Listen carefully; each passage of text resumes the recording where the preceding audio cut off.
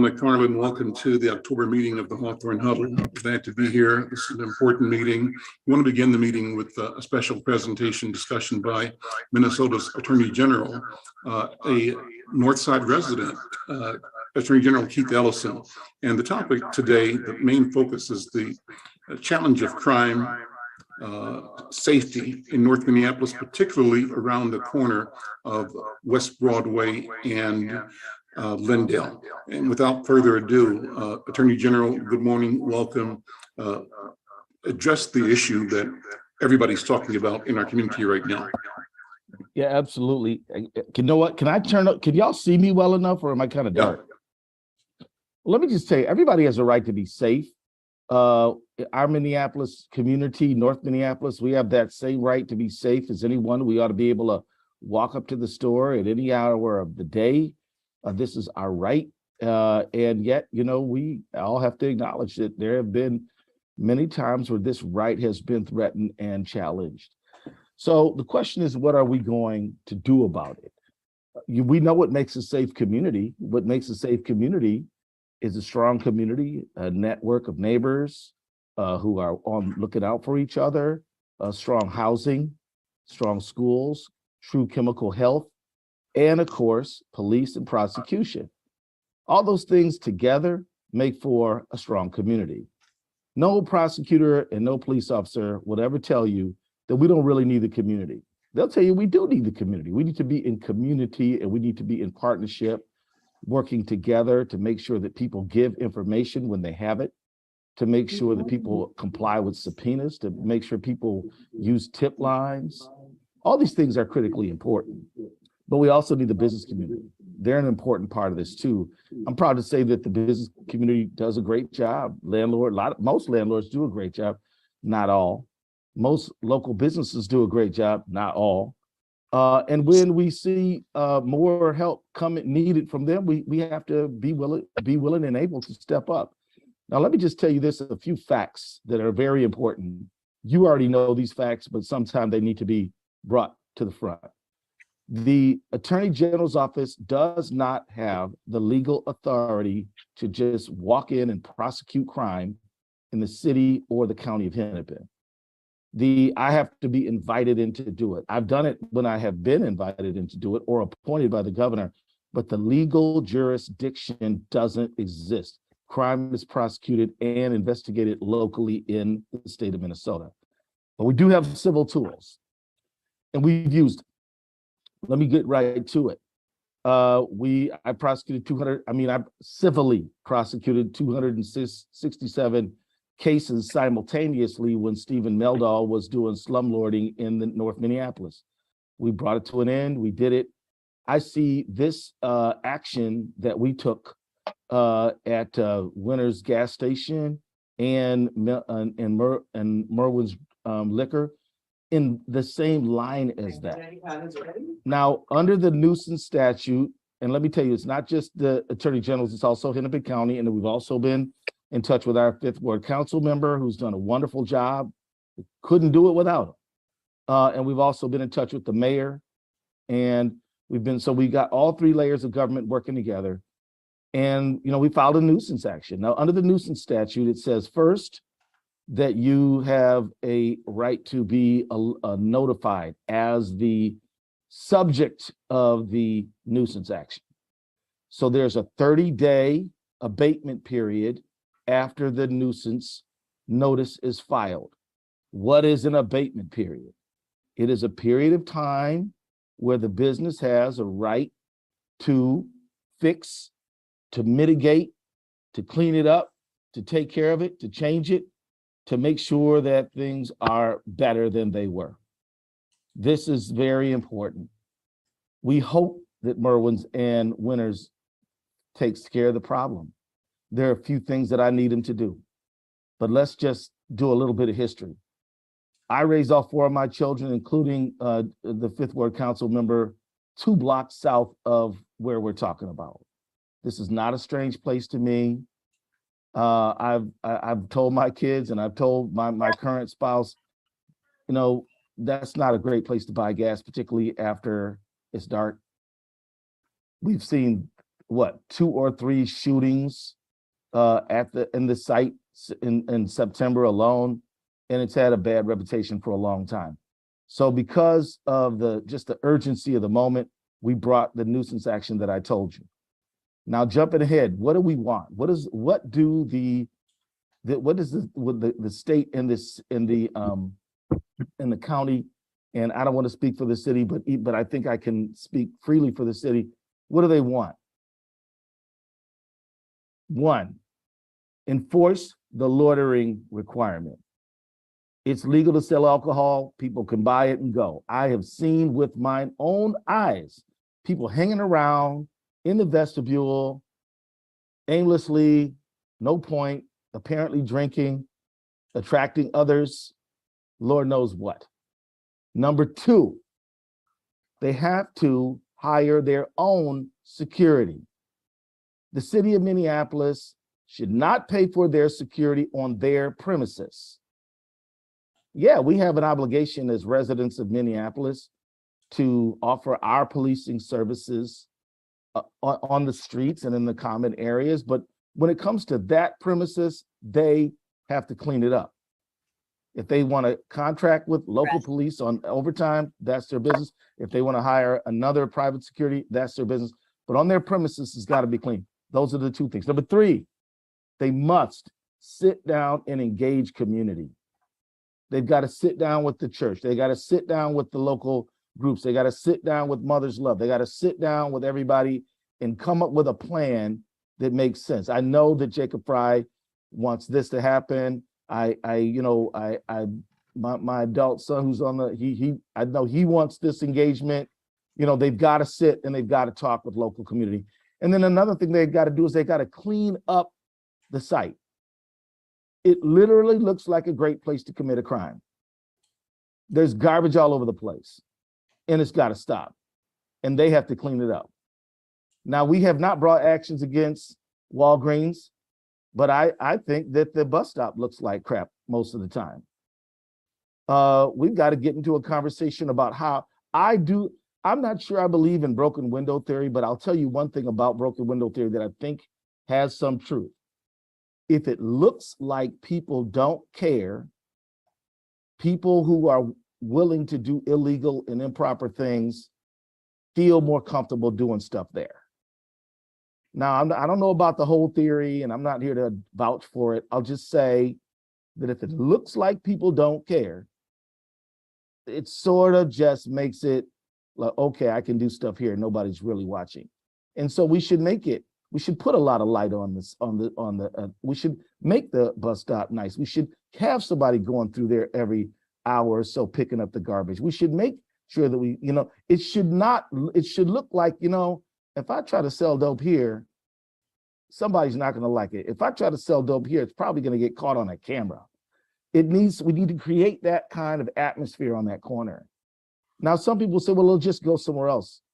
Maybe, but not as strong. Even criminals need to regroup. If you keep them moving, they're just not as well organized wherever they go. So I just want to stop there and add one more thing to this that I think needs to be added. There's something that my office did yesterday. We filed a lawsuit against Fleet Farm because have y'all heard about that? If you nudge it, we filed a lawsuit against Fleet Farm. Why? Because we can prove through serial number tracing that they have sold 37 guns that have turned up in crimes on 7 occasions. One time with one of these guns, 14 people were shot in St. Paul and one person died. A 6-year-old kid, cute little guy, found a gun that we know through serial number tracing was trafficked through them in his yard.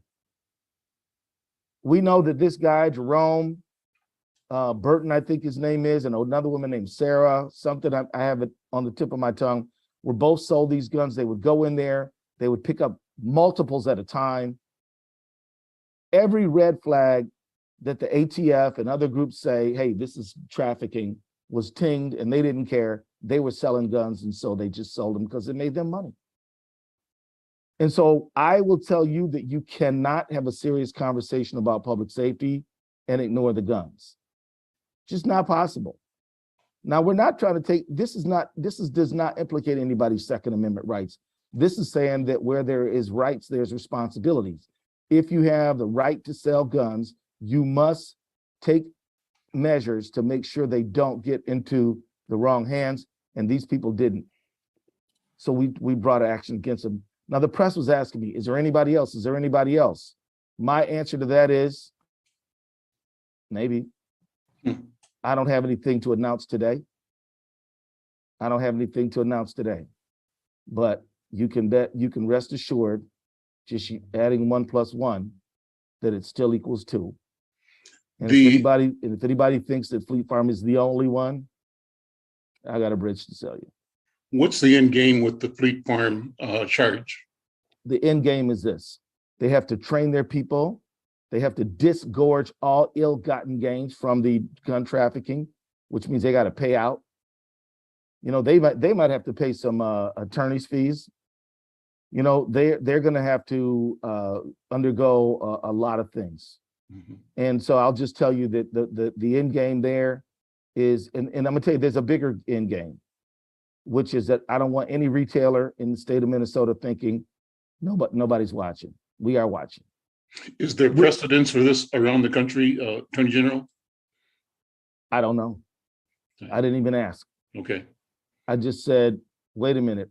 I mean, here's how it works, you know. So you all, you know, look, me and my son Jeremiah talked about what can an authority do that does not have the primary criminal jurisdiction. And so we talked about that.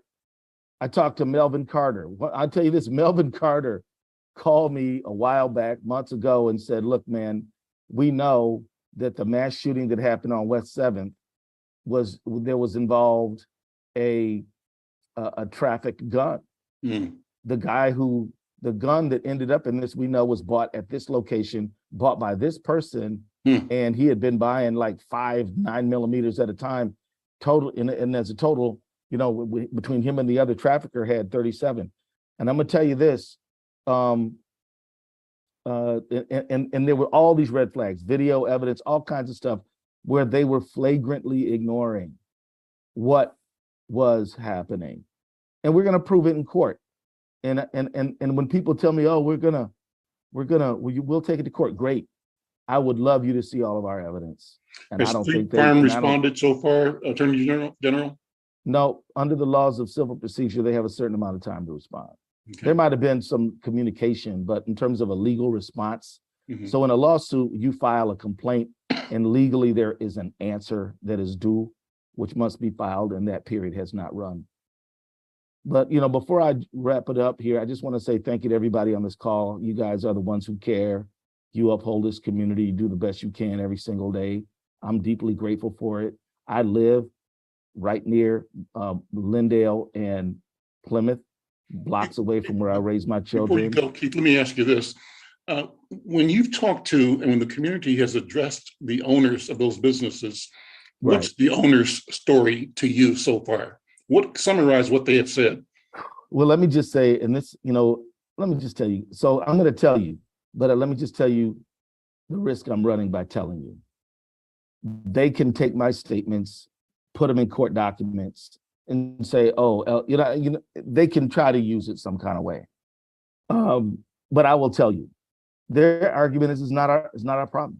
You know, it's not that's not our responsibility. The city's supposed to provide security, not us. We're not doing it. It's not us. It's not our job. It's not our responsibility. Don't blame us. We're good people. We have several other liquor stores that are well run. And this is just some bad luck accident on the side. This is the people of the neighborhood, not us. All of our liquor stores are good except this one. And it's because the people of the neighborhood are not good. And So given, that's basically, I'm gonna tell you, that's what I've got from them. But my thought is, I don't agree with that. given that response, Yeah. therefore, this response by the community, which is expansive and which is insistent, I think, on change and change now. Would you agree with I that? agree. Okay. Absolutely. Let me tell you let me just tell you this. You know, I think I know just about everybody on the call, but I don't want to claim that I know everybody on the call. I have a role in law enforcement. Clearly, Charlie Adams is a long-term veteran of the law enforcement world. There might be others on the call. I mean, no disrespect. It's just that, but I know those two are. Your safety doesn't depend on what a law enforcement like me or Commander Adams does or Inspector Adams does. It depends upon what the community does. Ultimately, people are the ones who are going to ensure the safety of their communities. Now, that's not me abandoning responsibility. That's just citing a fact. But I do think it is government's role to back up and support community, which is why I'm on the call today. And I again, somebody who's served community as many years as Charlie Adams has, I wouldn't ever try to speak for him, but I got a feeling that's probably why he's here, to back up the community and support the community. But at the end of the day, we need, the community is the one who's going to say, the community, somebody in the community knows where the drugs are being sold. They know who's shooting. They know who has a beef with who. They know stuff. And when that information is shared based on the fact that there's trust, that's when we can really have a stronger, safer community. But let me just tell you, overall, I am using civil tools to dry up criminal markets. We're trying to go upstream here. And I just want to say, if some young person commits a criminal act, I believe that has to be investigated and that person has to be held accountable, no question about it. Mm-hmm. But I also know that that's not the end of the story. That person came from a school system. They came from a neighborhood. They came from a food landscape, whether it was a desert or not. They have businesses that are responsible and care, or they don't. There's a lot of things that go into a safe community. And it is more than just law enforcement. And again, I count myself as law enforcement in this conversation. It's bigger than that. We do need a comprehensive approach. We need police and prosecutors, but we need a community too. And that's just sensible. Everybody knows that. I'm happy to answer any other questions you have. I got a 8 o'clock, but okay, let's have 11 questions. minutes from there. Anyone that has a question or a comment? I do. Go ahead. Say your name. Oh, Carrie Jo Felder, North Minneapolis. And I was just wondering, school's a part of it. The family is a part of it. And also, how they grow up is a part of it. And I remember fighting with Angel to lift the welfare wages because they hadn't been lifted in over 24 years. And that was about 8 years ago. And I see that inflation is going up. Is there a way that the Attorney General's office can fight to help raise that as well, to make sure that people aren't, at the very, very bottom, if they have to use those services of welfare? Because I see people getting caught in that system, and that's part of it as well, getting caught in feeling the oppression of that and feeling destitute and, lost, like there's nothing else. Is there something that you can do to help that system? Okay, so good question. Let me just tell you. So the Attorney General does not allocate money. We don't write laws. We don't write ordinances. But we do have a role to play, Carrie Jo, and here's what it is. We have set up a wage theft unit in the Attorney General's office, and we've literally returned hundreds of thousands of dollars back to workers who were stolen from. And we represent the Minnesota Department of Labor and Industry, which also enforces wage theft, and they've actually gotten back millions. And so together we've gotten back nearly $2 million for workers who have been stolen from. Now, I can't pass a ordinance to raise the minimum wage like Jeremiah and his colleagues have done. But if somebody disobeys that ordinance, I can and I will, and I have taken them to court. So again, understanding that some government officials allocate money, others enforce the law as it's written. That's more the area that I'm in. So does that answer your question? Thank you for asking. It's very important to understand that so much of this stuff is tied up in poverty, and people are not so much poor as they're impoverished.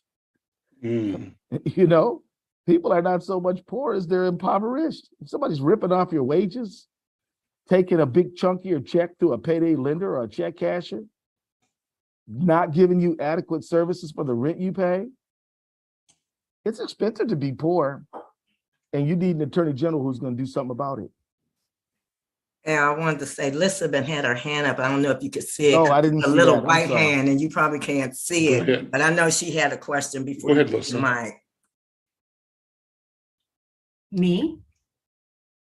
Yeah, go Oh, ahead. no, Lisa. I good to see everybody. No, I didn't have a question. I was going to type in the chat. James Baldwin said, if you've ever been poor, you know how extremely expensive it is. Thank you for being here, everybody, and thank you for having me. Hey, Lisa, good to see you. I do see a hand. I think Michael has one. This is Coach Tate. How y'all doing? Hey, Keith, I'm wondering, have we or somebody asked the young people that have shot somebody and committed this violence around our community when they're in these places of going to court of the why they're in this position that they're in, and if they've been able to explain the why they did it? Well, I'm not the best person to answer that, but I have heard, I've heard a lot of testimonies and stuff, but I think that there are folks on the call like the inspector and Jeremiah and maybe many others of you who have been in a lot of conversation with young people about this. But what I've heard and what I'd like somebody to supplement and help me elaborate. What I've heard is this, that much of the shooting is not about financial disputes over drug corners or who's going to control what illegal activity. I tell you, when I grew up and when I was a young man raising my family, when I thought of people shooting each other, I always thought these are organized criminals trying to control criminal markets because they cannot go to the police and say that guy sold dope on my corner. And I thought that was what it was all about, them enforcing those territories. From what I'm hearing, that's not what it's about at all. I'm hearing that it's about, some kids live in the, closer to the Camden neighborhood, and some kids live in near North, and they figured out that they hate each other because of it, and they're fighting, and they get up on social media and attack each other, and then and then somebody hurts somebody, so somebody hurts them, and you got this cycle of retaliation.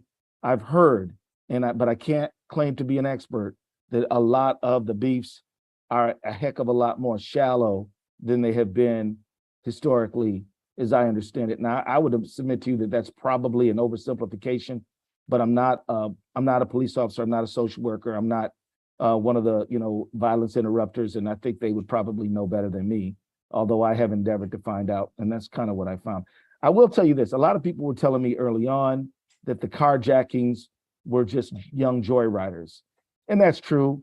But a lot of them are also car thieves and are just chopping the stuff up, particularly going after catalytic converters. And I just want to let y'all know that our next move, using civil remedies to drive criminal markets, is going to have to do with stolen auto parts. Because if people can't profit from selling stolen auto parts, maybe they don't steal them in the first place. But that one is a few weeks away. Thanks a lot. Anybody want to supplement what I said about the motivations? Attorney General, you're on point. A lot of that is, internet disrespecting social media stuff. You were on point with that. Our last shooting at Marathon was actually territorial shooting. Some part that is kind of weird. When we start pushing people from winners, they came down to Marathon, thought they could post up there, and that's kind of on the low end. So that shooting was territorial. But the other stuff that you talked about was basically everybody disrespecting people on social media, on Facebook, and we've seen a lot of murders behind things like that. So you were 100% on point. On the Cadillac converters, I applaud you. That's $1 million industry around the country.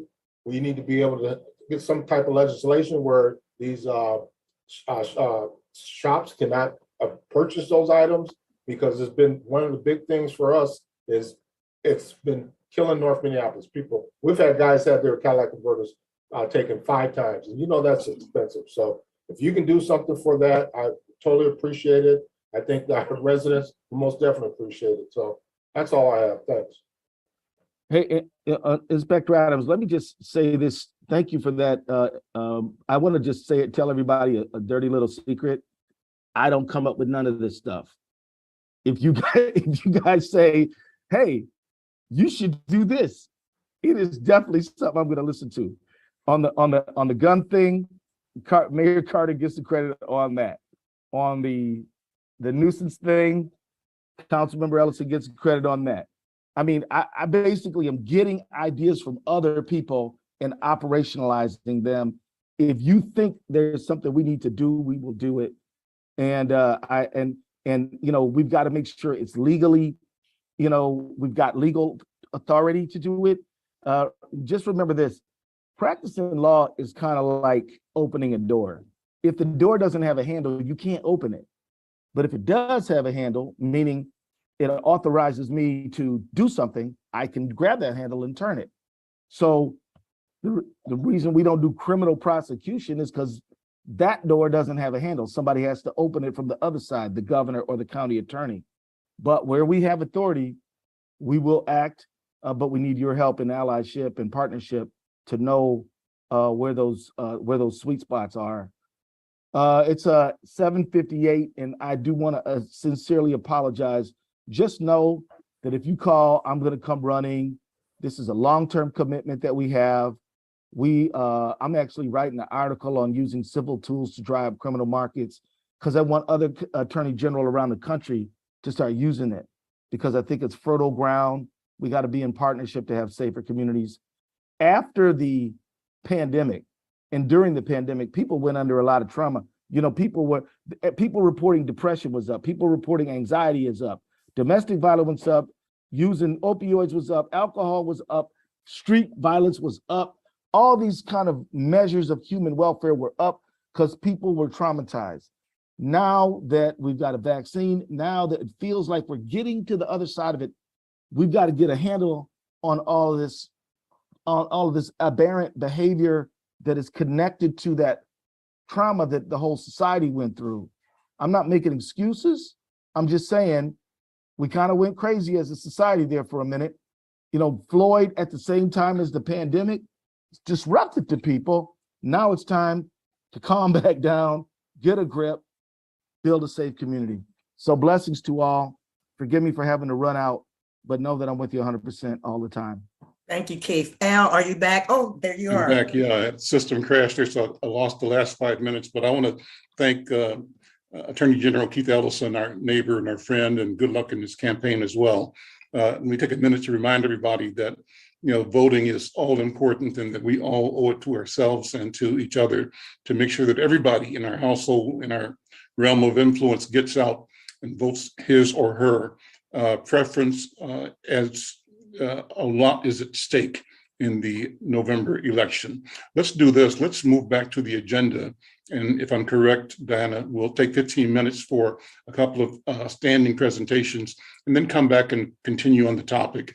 The topic being, what do we do to deal with the challenges created by the crime and lack of safety at the corner of Broadway and Lindale in North Minneapolis? So I think right now I want to ask Luisa, right? Brendoa Pessoa to come and give us the update on health and COVID in particular. Luisa, good morning. Good morning, and thank you for having me. As always, happy to be here. So I have some slides that I sent to Diana. I don't need to show them. I think there's been always issues with showing the slides, but so COVID wise, at this point, we are sort of in a holding pattern. We're not seeing our cases have been steady. Unfortunately, they're not necessarily going down, but they're staying steady. Of course, what we see is just the tip of the iceberg, because we only have information on those that are reported through laboratories, and a lot of people are using the home tests, which is a good thing, because you find out you're positive, you're able to stay home, you're able to protect those around you. We are encouraging people to get the bivalent booster. It seems to be protective against the the variants that have continued to show up. They're very similar to the BA.5 and BA.4, which were used for the bivalent booster. And so, recommend that you get that if you haven't yet. And bivalent just means that it protects you both against the original variant of the virus and the current, that BA.5 variant. We are starting to see a wave, sort of a surge in Europe and Western Europe, and we've so often followed their pattern. So, just another reason for people to get that protection.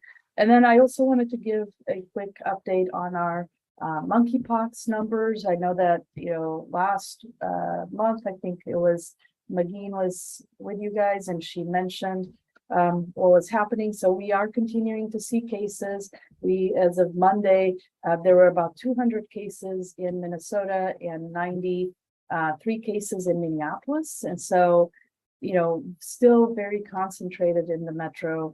We are starting to see, unfortunately, some disparities by race, ethnicity, and, which, again, vaccine is available, and we actually have more availability. So if you know someone that thinks they may have been exposed or are at risk for whatever reason, the Red Door has plenty of vaccine supply and plenty of appointments. So easy to get in.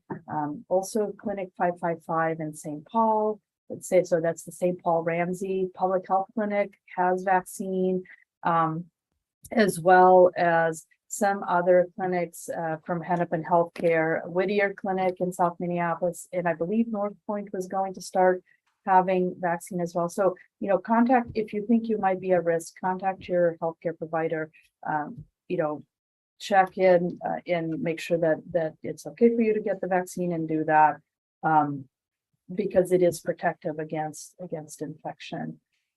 And I think that's what I have. Unless people have questions, happy to answer those. But otherwise, I know that you guys have a full agenda, and I don't want to take too much time.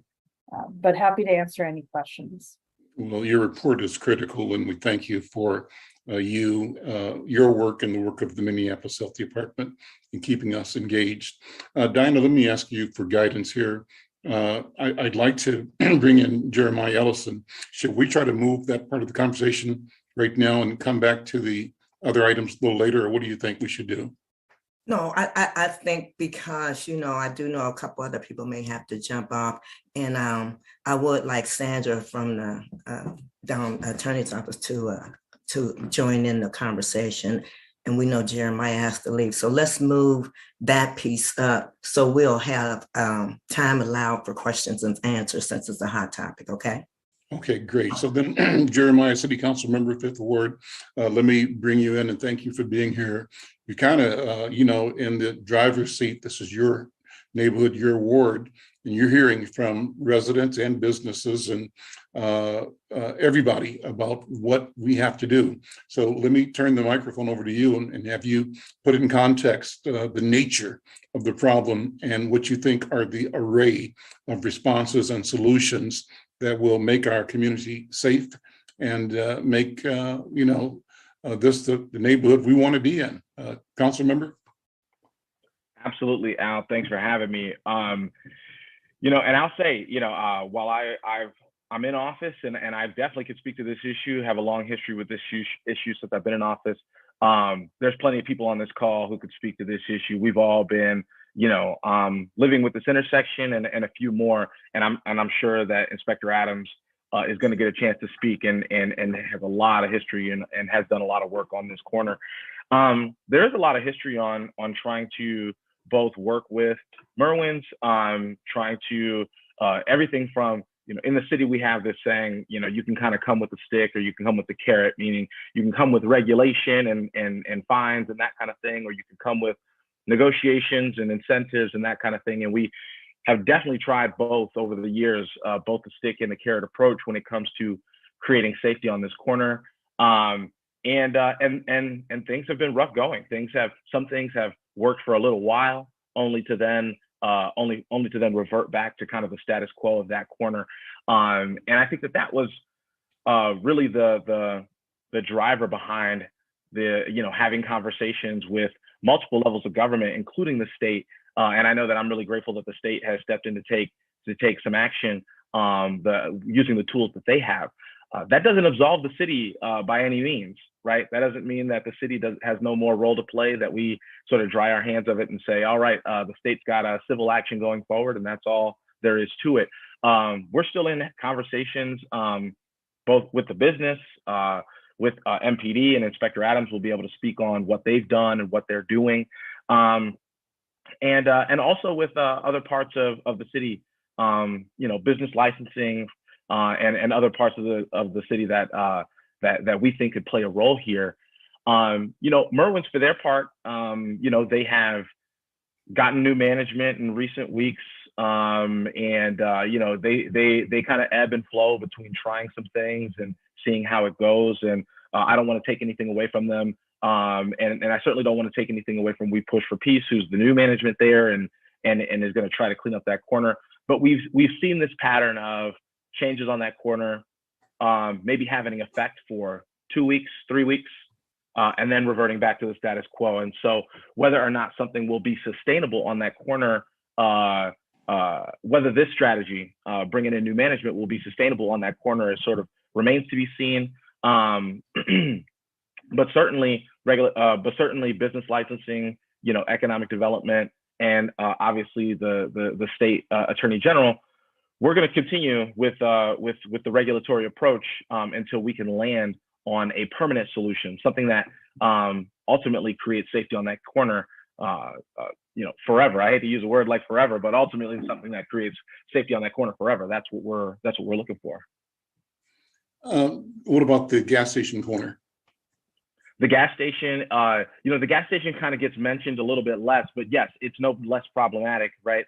And the city's both looking at actions that we can continue, ways that we can hold Winter accountable. And I know that they're a part of the Attorney General's complaint as well. And so while we've sort of come to use Merwins as a shorthand for that intersection, ultimately it is the whole of the intersection that is the focus of enforcement, that is the focus of the strategy.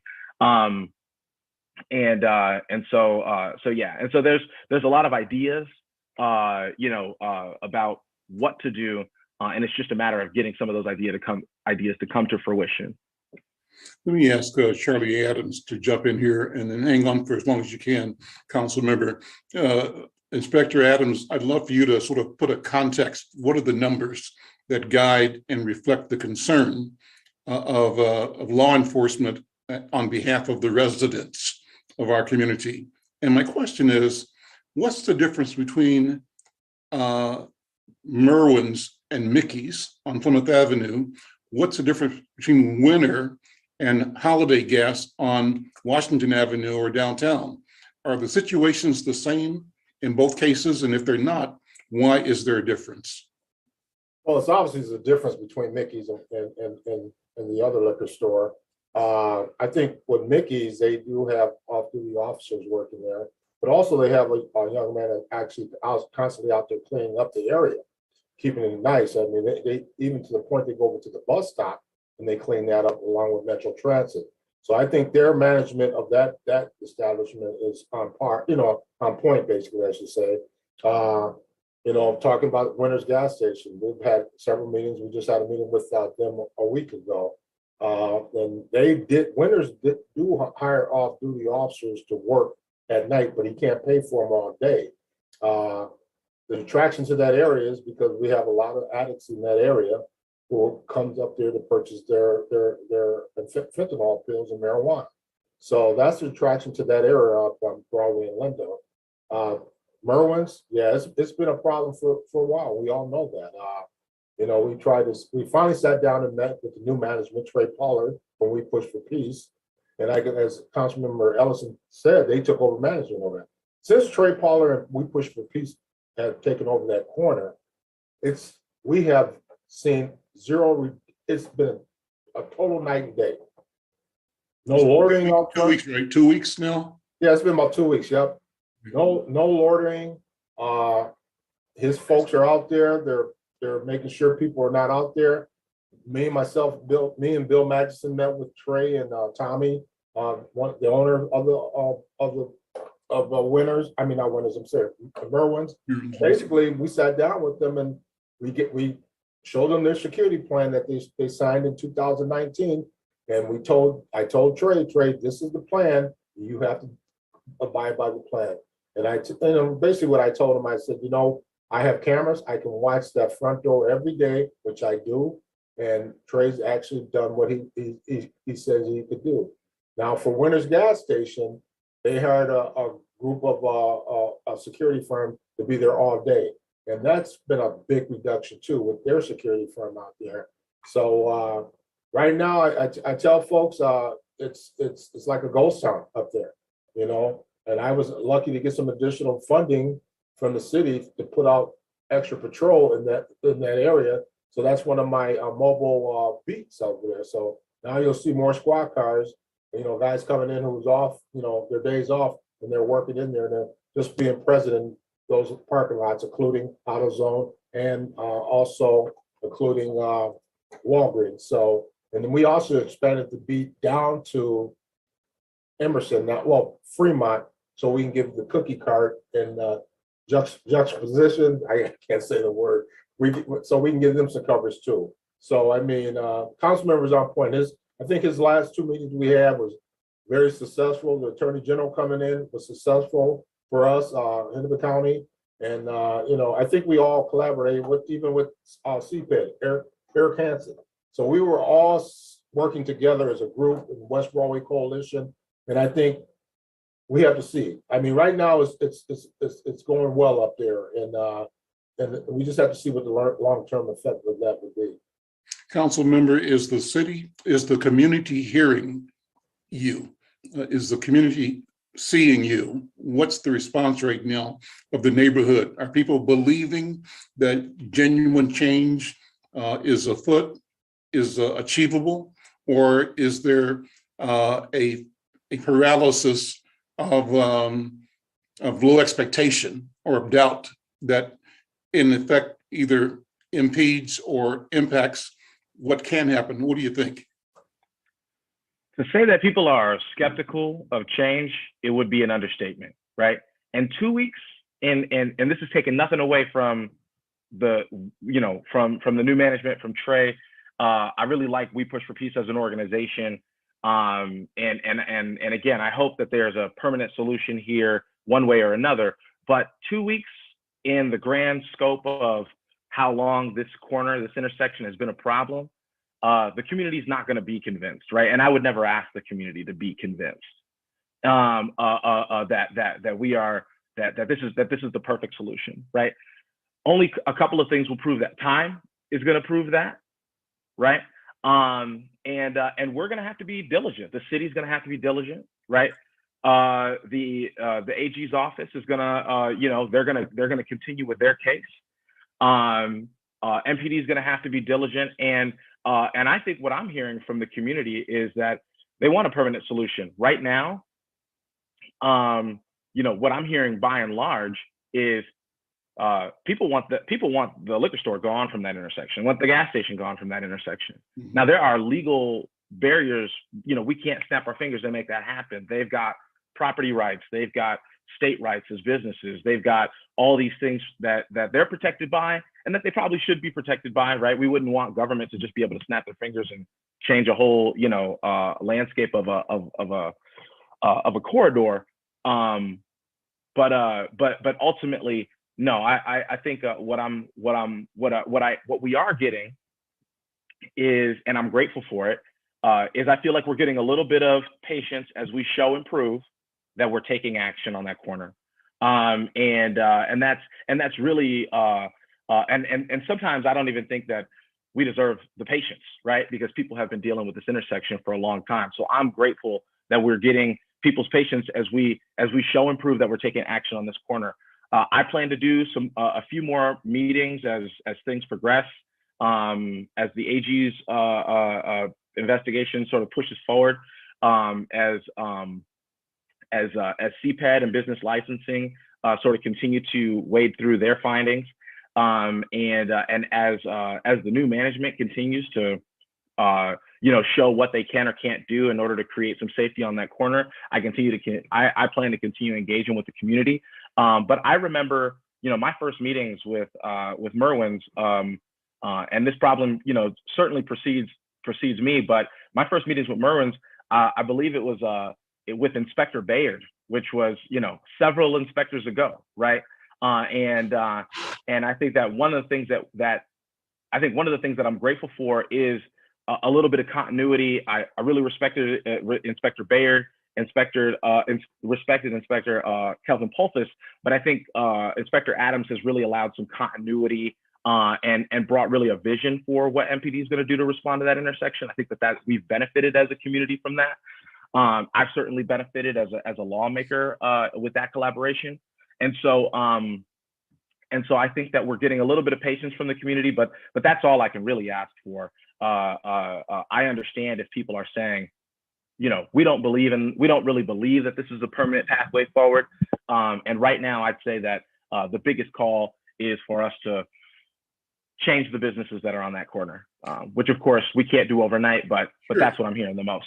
Council members, so is there an argument, a case for the development of a grander vision, a reimagination of what that intersection could be, not just the intersection, but maybe a mile, square mile or 4 or 5 blocks around there? I mean, right now, we all talk about what the potential is for Upper Harbor. Big picture, big money, big change, big opportunity.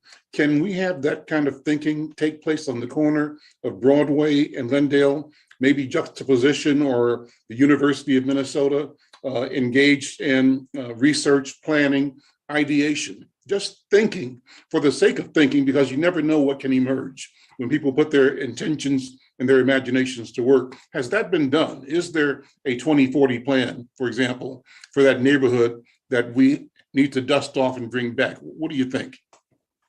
Yeah, there have been plans for West Broadway. I think we need an updated one. I think the last plan for West Broadway was created, somebody correct me on this, but I think 10 to 15 years ago, the last sort of vision was created for West Broadway that long ago.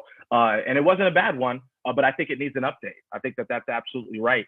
And certainly other people have had visions for that intersection. I think that people are well aware now that the church Sanctuary was interested in purchasing that corner. The deal didn't manifest, but certainly the church made a good faith effort. I think that Merwin's was sincere in negotiating with them, and too bad it didn't come together.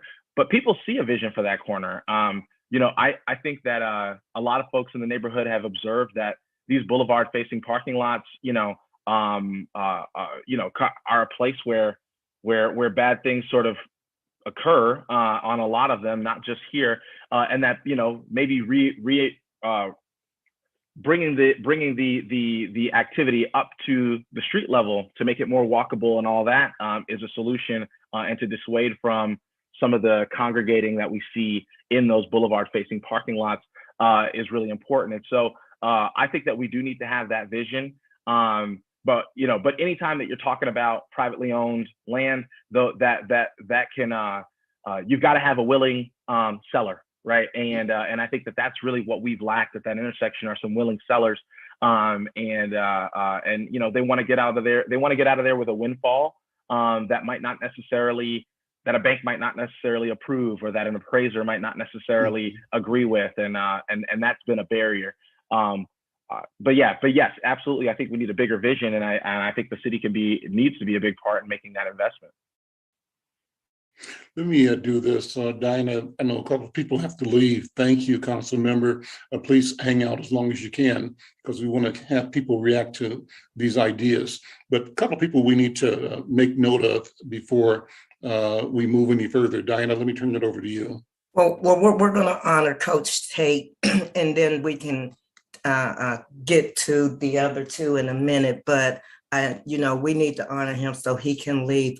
Where's Clarence? I'm here. Can you hear me? Yes. Okay. And you have the plaque, please. Coach Tate has a plaque. Right. And should have a picture of it as well to put up. So once you start talking, she'll put it up. Okay. So I have the honor of introducing and presenting Coach Mike Tate. He has worked for more than 4 decades in North Minneapolis, working with kids. I remember the first time I heard him or saw anything about the work that he was doing. He was talking about the Bulldogs and the work that they were doing in the community. And even though I've had one opportunity to really talk to him, I've observed him for many, many months. And I realized that this is a man that is truly committed to making our community healthier. And so there was a statement that he made. He just said that kids in our community need to know that you're going to be there on Monday, Tuesday, and Wednesday, and that they're going to be there because there's a structure that they believe in. And I think that this man has proven, working with other people, that there is a structure that you can believe in. He is truly committed to working with our community. And so today we want to just honor him for the work that he has done. And I just think I personally appreciate him as someone from our community. And I don't know if you have the plaque, but we'll let Mike say a few words, and then we're not going to go into having others talk so we can get back to the discussion, okay? So Mike, go ahead. And if you don't find it till after he leaves, we'll still put it up, but I'm hoping he did get it in the mail. Well, I want to thank the Hawthorne Huddles and others that are on this call for this gracious award. I'm glad I'm getting it while I'm here. As I always tell them, don't name streets after me after I'm gone. Give me my roses while I'm here. And again, it means more so I can talk to this and I can really say what I feel about you folks and the youth of Minneapolis and, North Minneapolis. And you just don't know how important it is to do the work that I do in my heart. I believe if you can spend time with children and their family, and if you can just change a kid, you may be able to change a family's life too. And that's my commitment. It's always been my commitment for the 4 decades, and I'm hoping I get a 5th one, because I'm hoping to have an opportunity to coach somebody's great grandson that I coached when they were my son. So I want to thank you all. And we all can do better together if we just work together and share our stories, ideas, our solutions, and the why we came up with the solution. There's always a why to our children or why they're doing it. And we just got to get deeper into that why and share those thoughts. So again, thank you very much, and all be well. And I look forward to hopefully being on these meetings again to give some kind of the whys of why I do what I do. Thank you, Coach. So, Ann, let's quickly do the other two. I see you have put one up. So go ahead and do your person, and I'll do my person, and then Elle, we'll turn it back over to you, because the discussion is deep, and I'm really enjoying this discussion. So, Miss Ann, your person.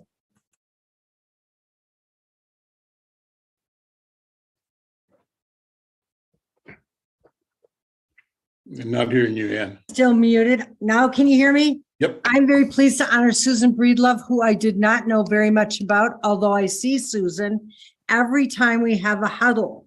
And so I looked up Susan and I found this wonderful article about Susan called the North Side Story. And it was an interview that I read. And man, Susan, I always knew that you worked at Henry and that I knew you did some work at the North High School, but I did not know your story. Susan moved to the North Side in 1969. She's been a resident the whole time, has been active on the North Side, and has been somebody who has the history of the North Side, who knows the North Side. She's somebody who knows all kinds of things about it. And I think we can all benefit from her stories and her life and her dedication to the North Side of Minneapolis. And as somebody from the Minneapolis Youth Coordinating Board, Susan, I want to thank you for your dedication to our young people on the North Side. They have benefited and you have made a difference in their life. And thank you so much for everything that you have done. And I'm really pleased that we could award this to you today. Thank you. I'm gonna take a few minutes, Miss Susan, to say a few words. Hi, good morning, everyone. I appreciate the award. I've taught many, many kids on the North Side and Mr. Tate's children, for example. I have an award in my dining room here that I received from his daughter, Amika, for my dedication to her and her family.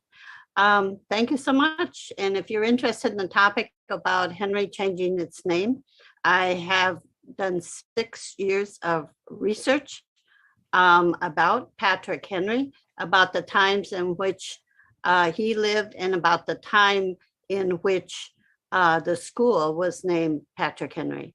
So it's very interesting research and be glad to share it with you.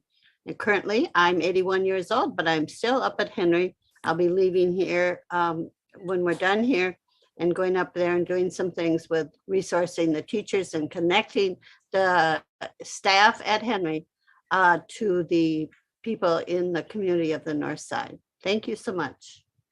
Thank you, Susan. I've been knowing Susan for a long time, and I always known her as an educator, and the kids always known her as Miss Henry, Miss Patrick Henry. So thank you, Susan.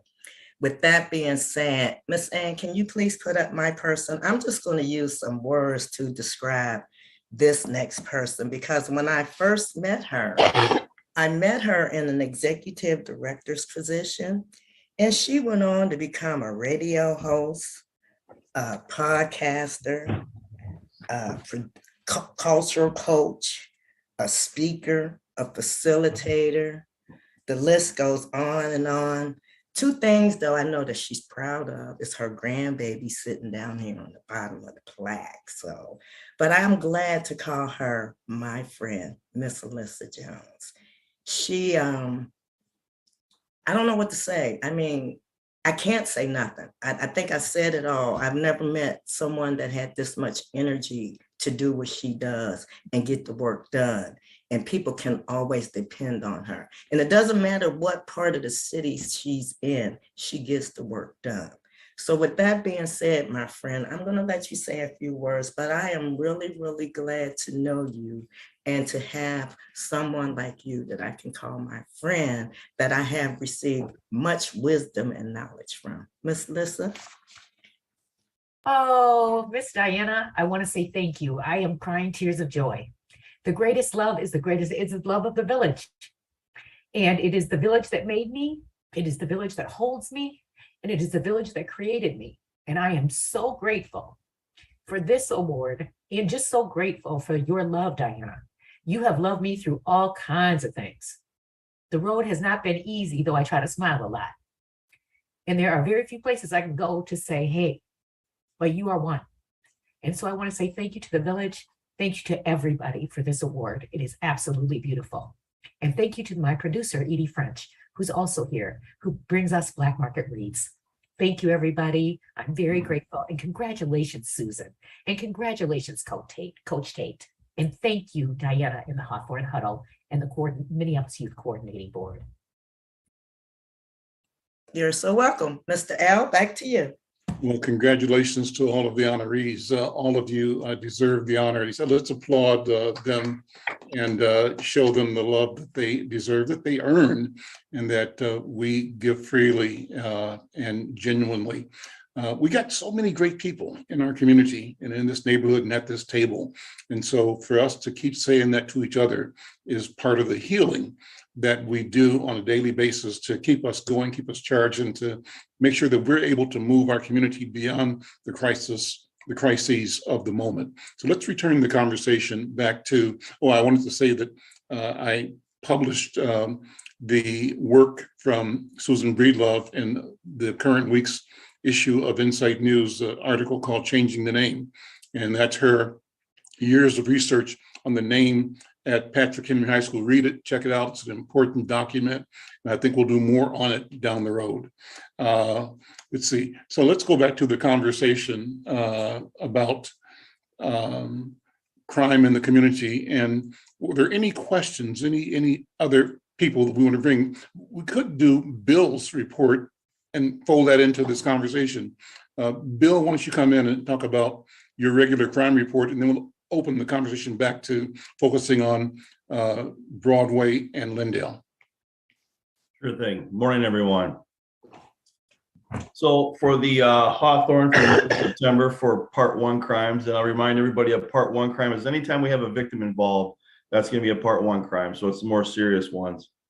There were 0 homicides, 0 rapes, 4 robberies, 28 assaults, 6 burglaries, 9 thefts, 18 auto thefts, 1 arson, for a total of 66 Part 1 crimes for the month of September for Hawthorne.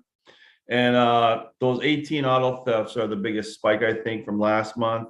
And last month we talked about it, and it's going to be the same thing. It's going to be the Kias and the Hondas. So I'm just going to put on the call out there that we've tried to get the message out, but I'll try it again. That if you own one of those vehicles, you own a Kia or a Honda, I'm going to encourage you to buy the club, because what's happening with those, as I've mentioned before, is that they take a USB port or they take a charging cord from your phone. They can use that to circumvent the key and just activate it as a key. But if you have a club on your steering wheel, they still can't steal a car. So if you have one of those vehicles, I encourage you to just go out and buy a club. That's about all I have. Anybody have any questions? Are they stealing the cars to drive the cars away, or is that separate from the catalytic converter issue?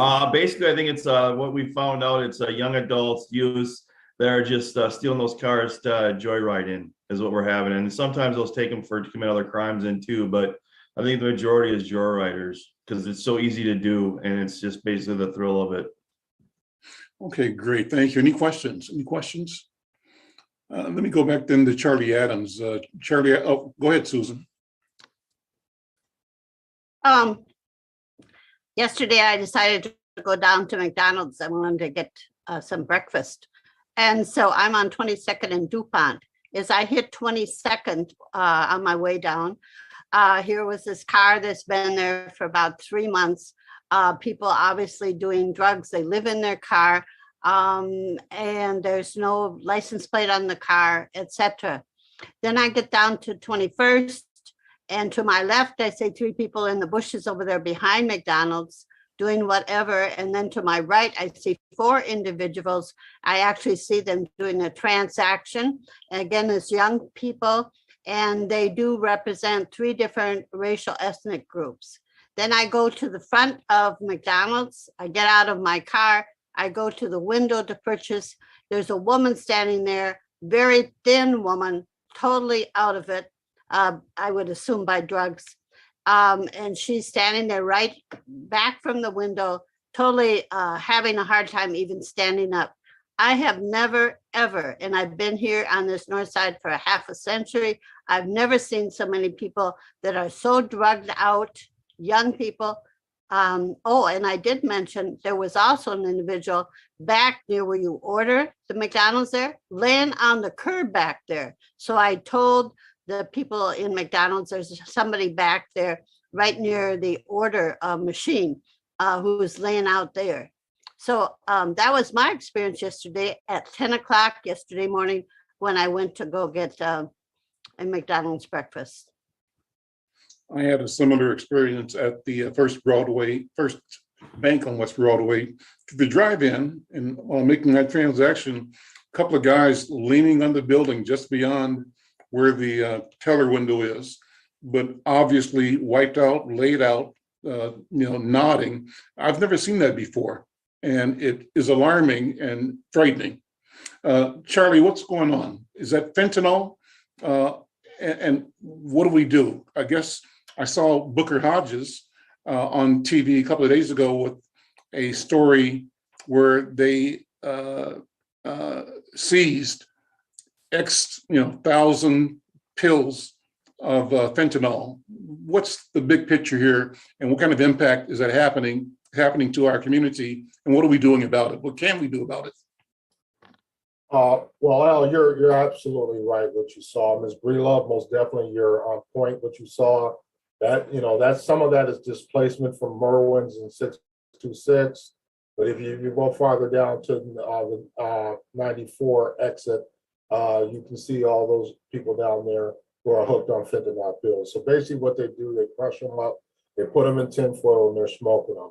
On Broadway and Lindale, there was 2 bus stops, and you've all seen it, where it was jam-packed with people in there smoking fentanyl out in broad daylight. They didn't care. So with the assistance of Metro Transit and Bill Magnuson, we were able to get those 2 shelters temporarily removed. That's an act of God to get a shelter removed. So when I removed that, they went on over to the other side, on Cub Food side, and that's where they were doing it. So, by us, with our Operation Endeavor that you guys all aware of, that's been going on, it's been up here actually doing some great work, taking out a lot of bad guys. We've also taken a lot of pills off. I'm quite sure we've taken more off than what Chief Hodges has done. I can see a significant reduction with some of the addicts out there because of our efforts of getting these, intercepting these packages of fentanyl pills. So we're going to continue to do that with the help of the DEA and ATF and our CERT teams and our weapons unit. But when we displace people from their original areas, they're going to pop out over to other areas. Even the dealers and Miss Breelove stated it, seeing them selling them out of the car. Now they went mobile. Instead of selling in front of Merwin's and 626, they're actually mobile, and they're driving around in the area and they're selling it. That 21st area has been a problem. Bill has identified a house where we think they're going into, that they're in there getting high. So he's dealing with that address as we speak, and that's our address actually behind Sanctuary Church. So we're going to stay on top of it. It's a monster that is out of control. Fentanyl is new. It's even, I was a young officer back in the crack days, right? And when crack addicts are walking around, they were just like zombies, like these folks. So it's not new for me to see people act like that, right? But we don't even have a narcotics unit here in the Minneapolis Police Department because a couple chiefs ago decided that we didn't need one. So we don't even have narcotics enforcement. We have to use our weapons team to do that and my CERT team to do it. But we keep getting these pills off the street and start getting some of these sellers charged with some crimes. Hopefully we can probably, do like we did. It took us a while with the crack epidemic to, get that lowered. But also it comes to getting people out there who deals with addictions. I've been asking all summer for groups to go out there and assist us with at least offering these people services. And my response I get back from most of the addiction specialists is that it's too dangerous for us to go out there and talk to these folks. So I'm not going to arrest an addict. I'm sorry, I'm just not going to do that. They got enough problems already. I'm not going to take them to jail, and they wouldn't even accept them in jail. It ain't like it was 20 years ago. So until we get our addiction folks out there and put pressure on them to get out there and start doing what they're getting paid to do, we're going to continue to see these folks walk around. I know people don't, if they don't want the service, they don't want the service. But geez, offer the service to them. Maybe they don't know the service is available, right? And so, I mean, and Bill can tell you that in any other meeting, I think the council members have heard me say this before. I just get really frustrated that people who get paid to do that job don't go out there and do it. And then it drops back into the laps of the police. And y'all all know, everybody said the police ain't good with dealing with that stuff, but somebody's got to deal with it, and it comes back into our lap. So I don't want to deal with that. I want to deal with the people who are selling it. I want to make those arrests. I want to get those pills off the street. So. Thank you. Thank you, Inspector. Comments, any more comments, feedback? Go ahead, Lisa. Thank you, El. Thank you, Mr. Adams. I really appreciate that. You know, I think we need to think about this in a more broad way. Equity is a safety strategy. People who are hungry, people who are poor, people who don't have housing, they're going to do whatever they have to do. It would be true of all of us. Addiction counselors are underpaid. There are way too few counselors who, period, and way too few who have cultural competence. Without cultural competence, we're in deep trouble. 2% of all mental health psychologists in the country are Black. That's 2% for all Black people in this country. That is very, very difficult. So we have to think about this in a much broader way. What is a public policy intervention that can happen?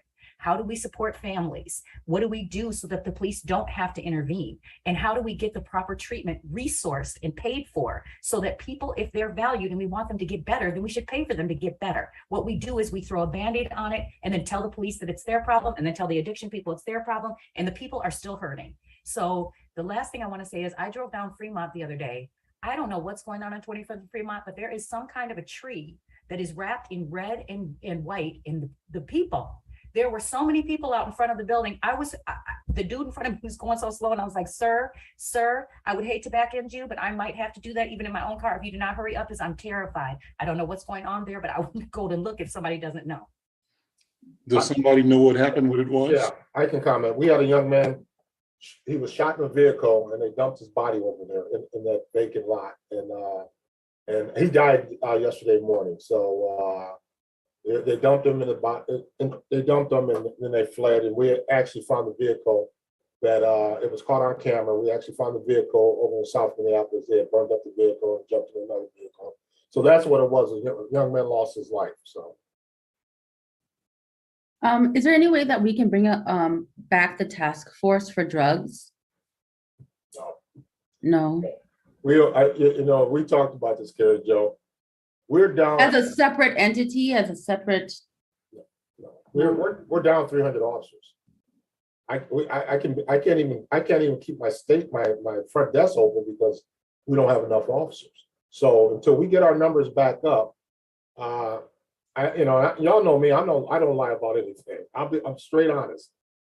I can't even put a beat officer out there because we got to respond to 911 calls, and that's the residents of North Minneapolis have to get that service, and we have to do our investigations. There extra stuff that we used to do as a department, we're not doing it. We're trying to bring back Pell. We are trying to do that.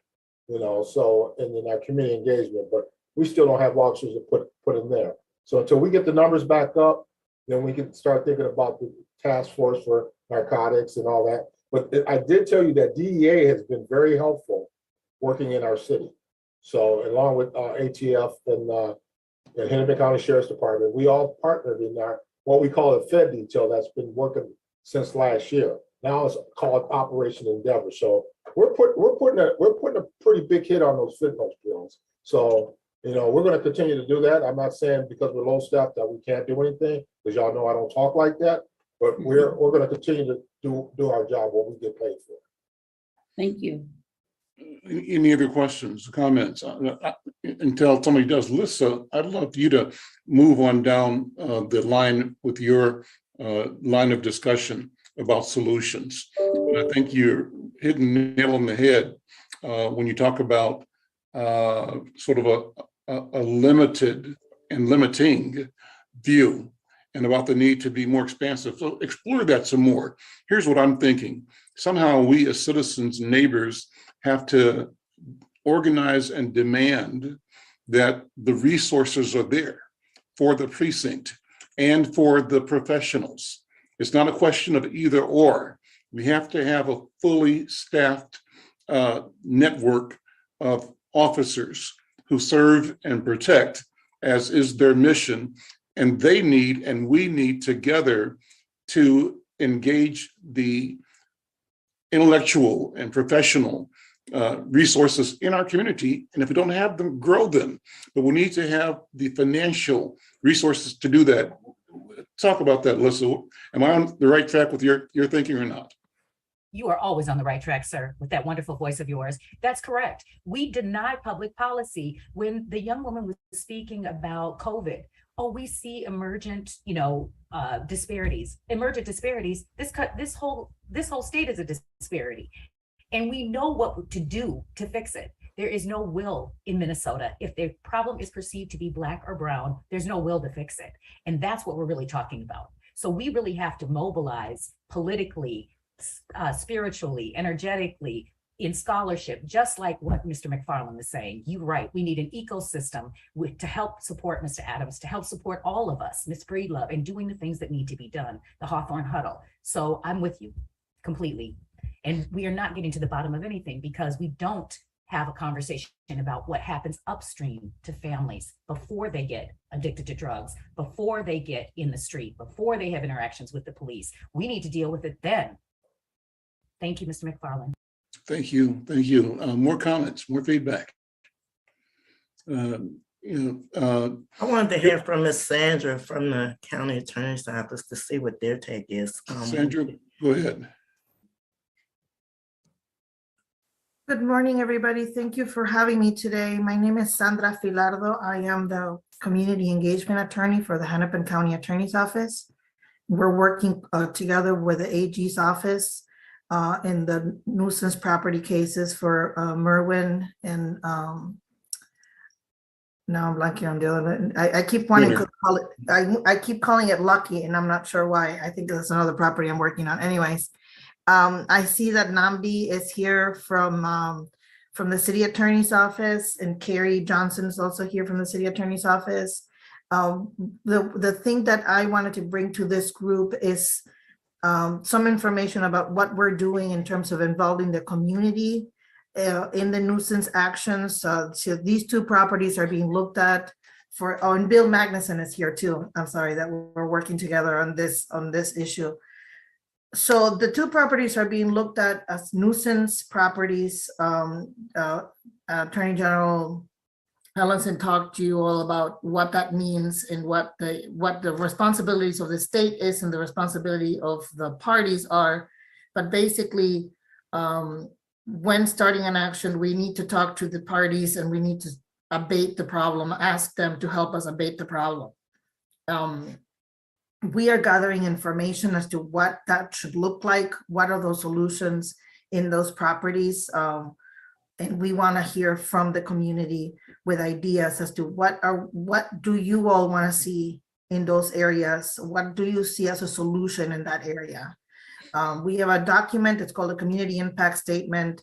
These are documents that community members fill out, even if they're not a victim of a direct crime. So basically, like, you were not assaulted directly, or you were not robbed directly, or you were not shot directly, but it's something that's happening in your community, and you're impacted because you live in that community, and your lifestyle is impacted, your wellness is impacted, your community health is impacted.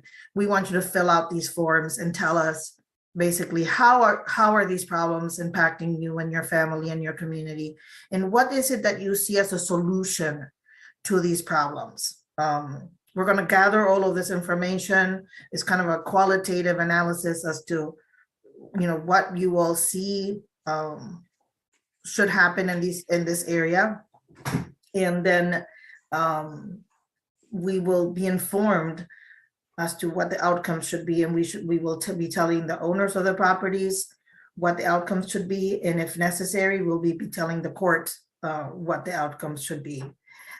So there is going to be a link that Bill Magnuson is going to send to everybody.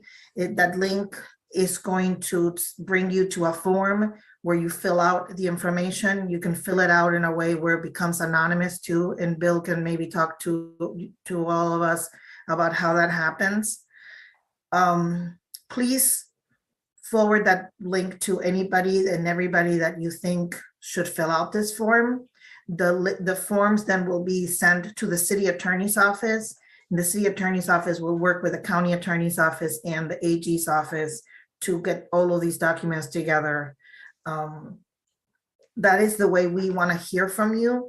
I think that is one of the best ways we want to hear from you. For people who do not have access to internet or do not know how to do an online form, please I put my email in the chat, but I'll put the email again. Email me or call me. I'm working from home, so I don't have like a home office work of cell phone. Phone. But if you call me and leave me a message, we will get that form to you in the mail, and then you can mail it back to us, because we want everybody to have access to it. If people need.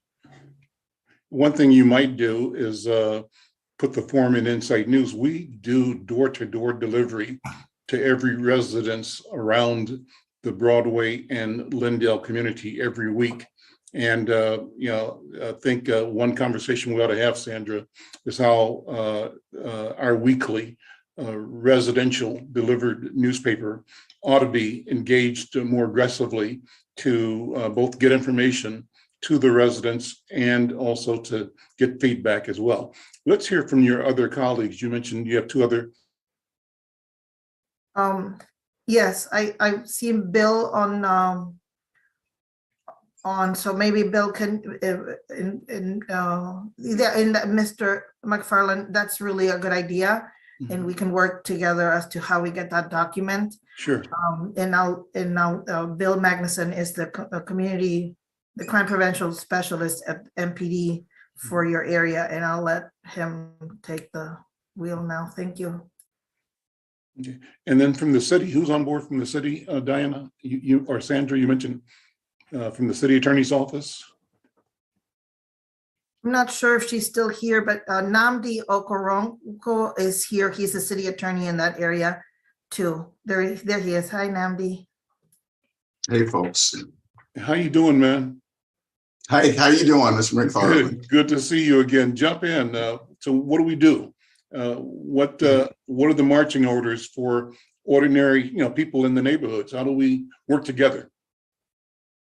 Well, Miss Sandra is correct. I know that the involvement, or just trying to involve the community through these impact statements is helpful, definitely helpful in terms of just making the case. I think everything that I've heard on the meeting this morning about sustainability of that area, I mean, as long as I can remember, it's been a problem. And I think I'm hopeful that this is with the collaborative efforts of the state, the city, as well as the AG's office to try and address a much bigger issue. And as Ms. Jones said, Lofgren, chemical health in that area is kind of the scourge of pretty much everything all along that corridor. And, I think it's bigger than the city, but the city is trying through collective efforts to try and address a lot of the issue. And that's what I can add. My colleague, Carrie Johnson, was on here. I think she had another meeting, but we also, I'm not sure if there's anybody on here from business licensing or regulatory services. Crystal, you were making some comments in the chat. Why don't you weigh in here just on impressions and recommendations and thoughts, Crystal? Is Crystal still here? Yeah, Crystal Porter.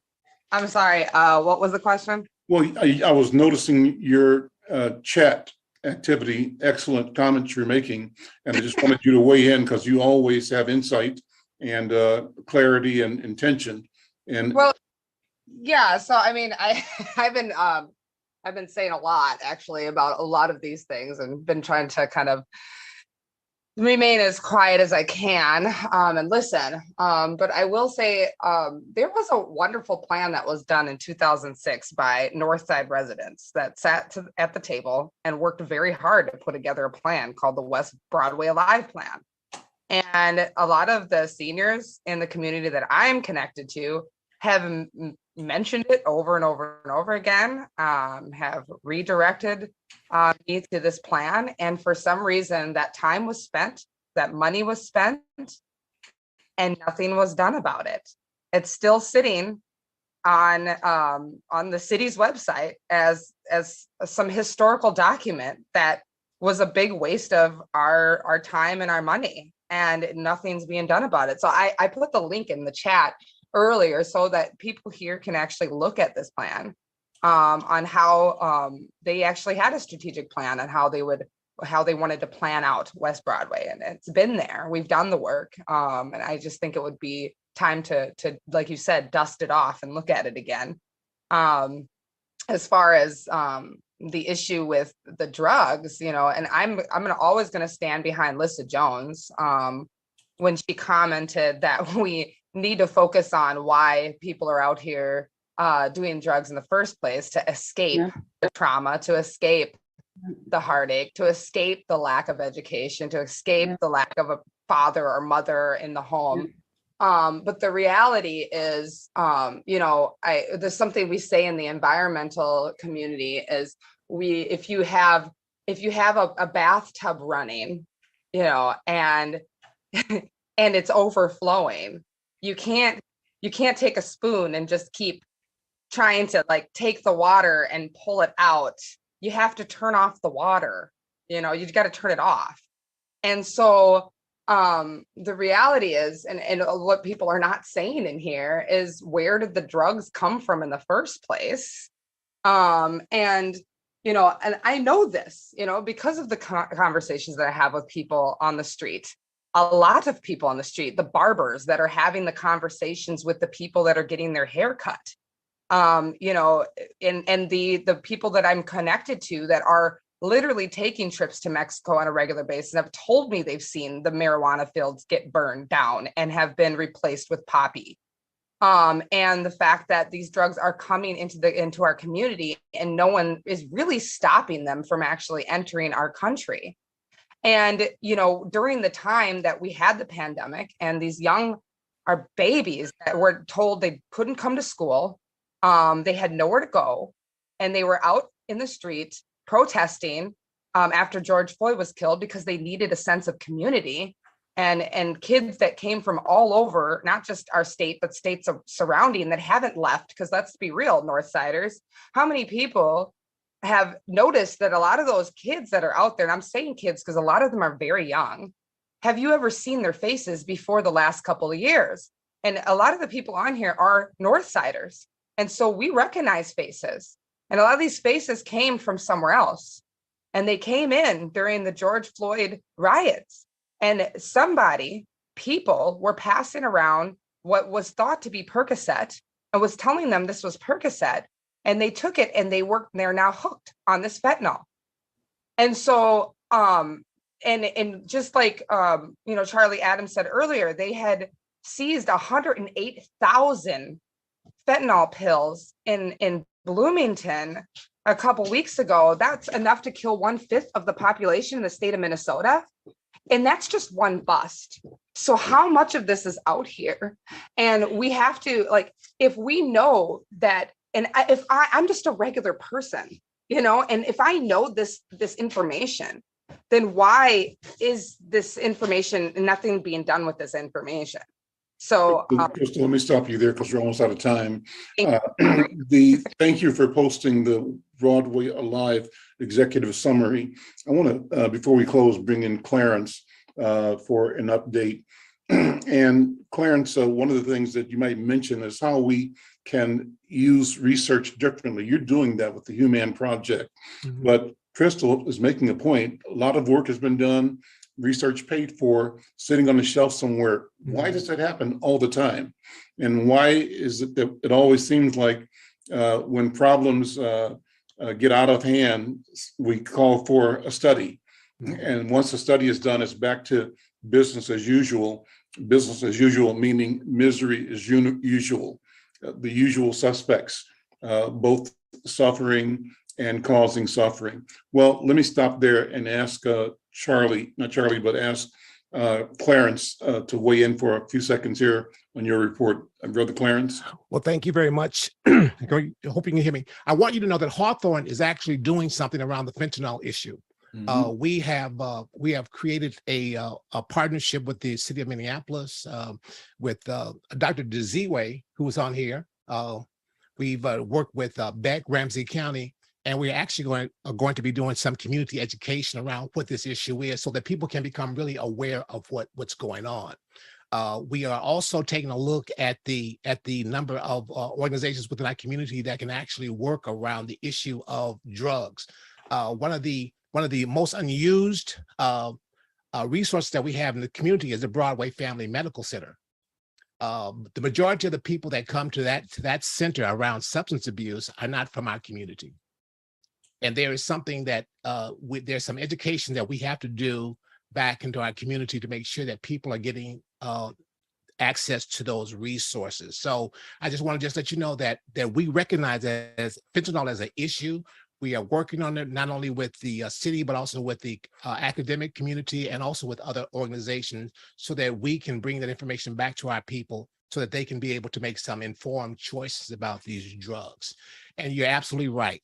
There's so much stuff that's out there, but one of the things that we are trying to do, and if you notice our work, whenever we do work, we always make sure that we bring in the government, we always bring in the academic community, and those reports and research that we've already done, we bring it back to the community so that they know that there's information for them, once again, to make an informed decision. So I want you to know that Hawthorne has not forgotten about this issue. We know it is an issue. We actually have one of our other partners who is going to be talking to Bloomington Police Department about the fentanyl. So we're doing a lot of things, and it's kind of hard to explain it in a minute or two, but we're doing a lot of things around this issue, and we want you to know that we're not sitting sedentary. We're actually working, and this information will be coming out through Hawthorne and through Insight News. Awesome. Al, real quick, Crystal, I hope that you're still on here. And when I get done, Cal has an important announcement that she needs to talk about.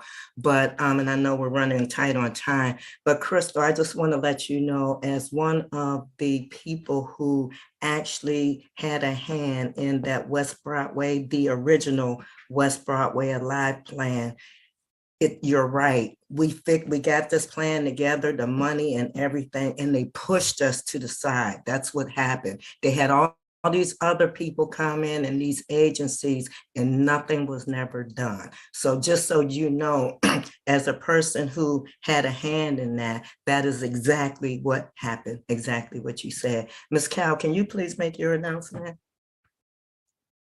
Yes, Kyle Salmajima with Minneapolis Climate Action and MN Renewable Now, Christelle's organization, the neighborhood and Minneapolis Climate Action are collaborating with a cohort of North Minneapolis community members who are getting paid for their time and wisdom and experience to create outreach and engagement on climate and energy justice.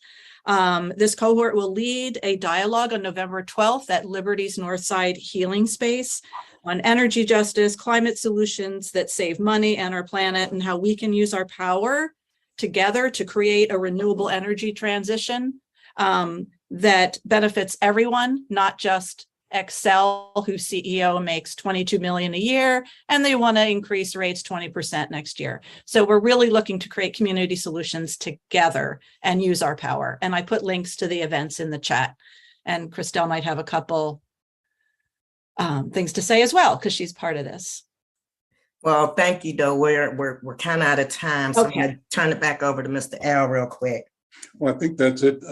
Thank you, Kyle. Great report. Thank you, Sean, for the question. Can we have a future discussion about what happened with the West Broadway Alive project?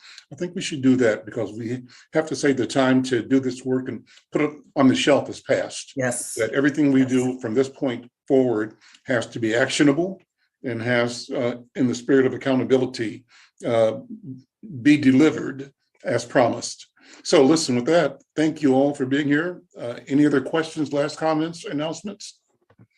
Hearing none, we will adjourn the meeting. We'll see you next time. Bye.